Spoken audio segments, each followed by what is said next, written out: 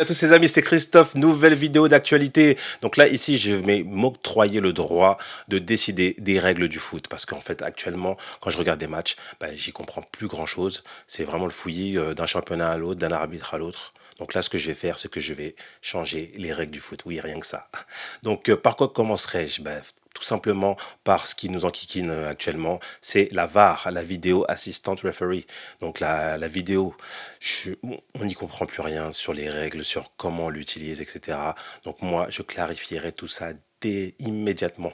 Donc par quoi commencerai-je? En fait, ce que je ferai, c'est que je dirais que voilà, à partir du moment où c'est l'arbitre qui décide des fautes ou du temps de jeu, etc., de tout ce qui se passe sur le terrain, qui doit légiférer, qui doit statuer, ben, on lui donne les pleins pouvoirs et donc c'est à lui de décider s'il doit faire appel à la VAR ou non.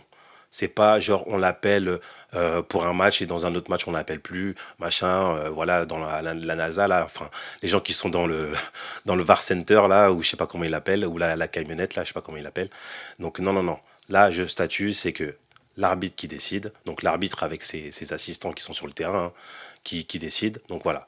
Donc je mets de côté par exemple le hors-jeu, où là par exemple, oui, le hors-jeu, là, à la rigueur, oui, le VAR Center, là, il peut le dire ouais, s'il y a hors-jeu ou pas. Pareil pour la goal line, ça c'est vraiment une technologie où il y a une plus-value dans le sens où voilà, on sait si le ballon est rentré ou non.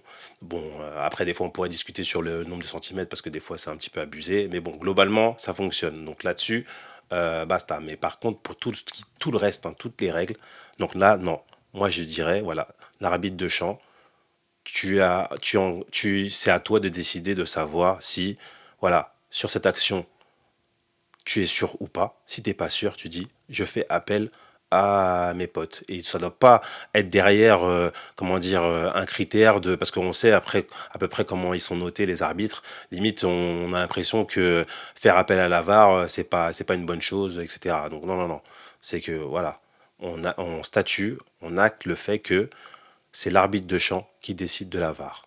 Voilà. Si il a un doute sur une faute ou sur une action ou machin, c'est à lui d'appeler. Voilà.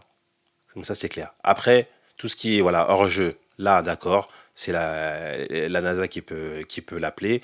Pareil pour les violences qu'il n'aurait pas vues, voilà, parce que c'est vraiment à l'autre bout du terrain. Voilà. La balle qui est sortie du terrain. Ok, là-dessus, oui. Mais pour tout le reste, non. C'est à lui de statuer et que ce soit clair et que ce soit uniforme pour tous les championnats de la planète. Comme ça, au moins, on avance un peu plus, ce soit un peu plus clair. Donc voilà, ce serait mon premier point. Ensuite, mon deuxième point, ce serait de mettre un micro à l'arbitre.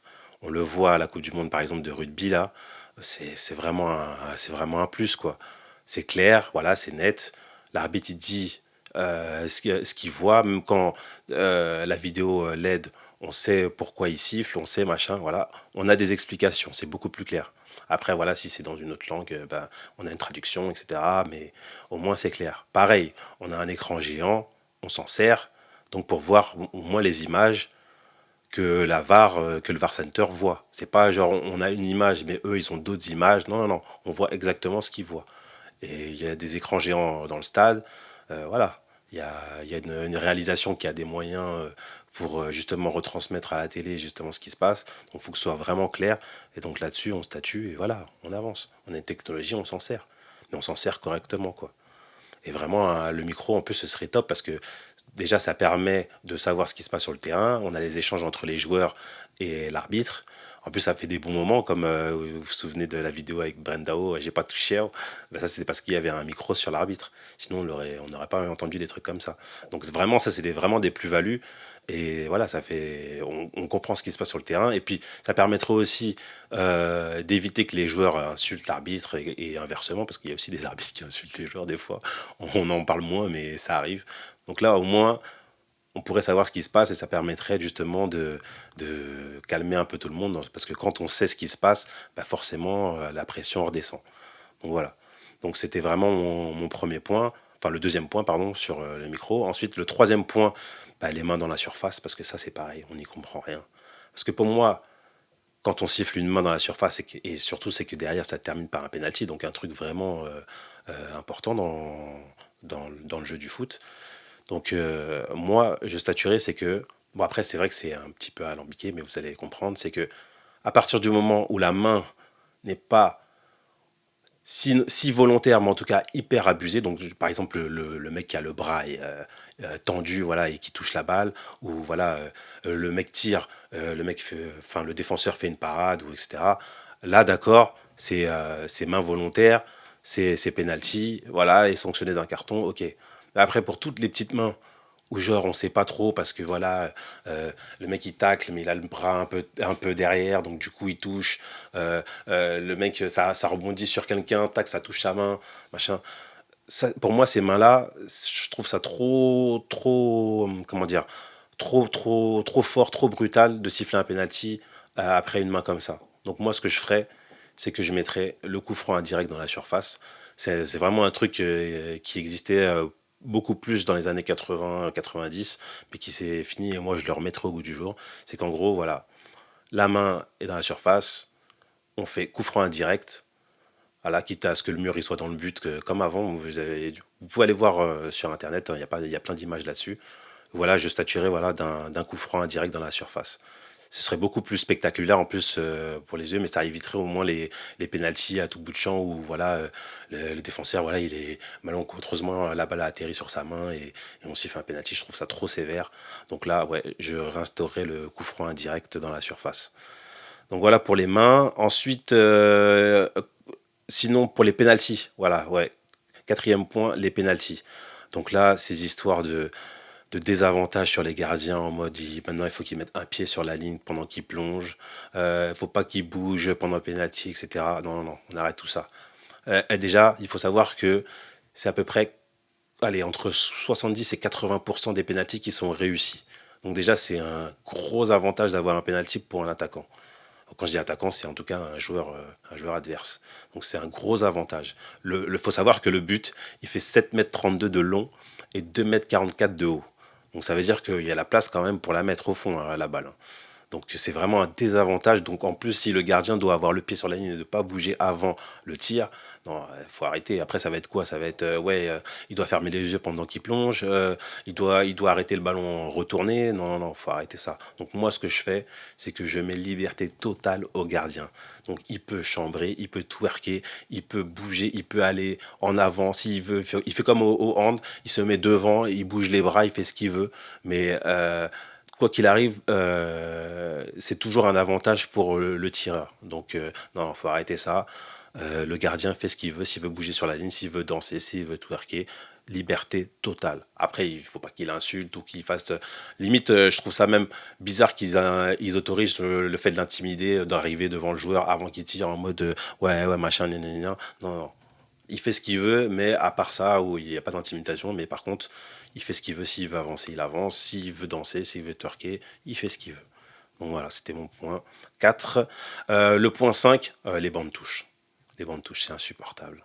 C'est insupportable de voir, voilà, dès qu'il y a une décision, tout le monde crie. Donc, tu as le coach, tu as l'adjoint, tu as les préparateurs physiques, tu as les joueurs. Ils sont là, ils viennent crier après sur le quatrième arbitre et tout ça.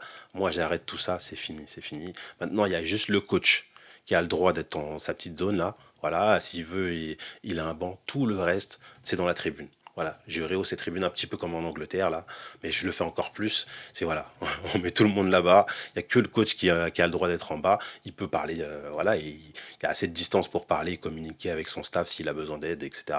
Mais par contre, il y a que le coach qui est en bas et qui a le droit justement de parler un petit peu avec l'arbitre. Et après, c'est voilà, c'est courtoisement. Dès que ça commence à crier ou à insulter ou à machin, carton jaune. Après, carton rouge dehors. Et puis voilà. Mais il faut arrêter ça, parce que là, c'est insupportable.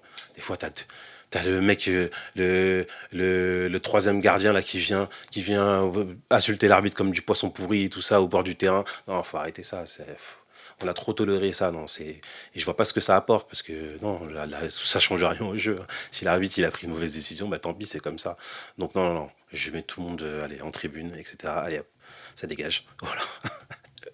Et sixième et dernier point, bah, c'est le temps effectif, hein. Ça, j'ai jamais compris pourquoi c'était pas fait dans le foot. Mais il faut arrêter ça. Maintenant, un match de foot, ça dure 90 minutes. Et ben, il faut que ça dure 90 minutes. Et avec la technologie qu'on a, on peut chronométrer et arrêter le temps quand la balle sort. Donc on arrête, on arrête, on reprend. Mais en tout cas, il faut que le jeu dure 90 minutes.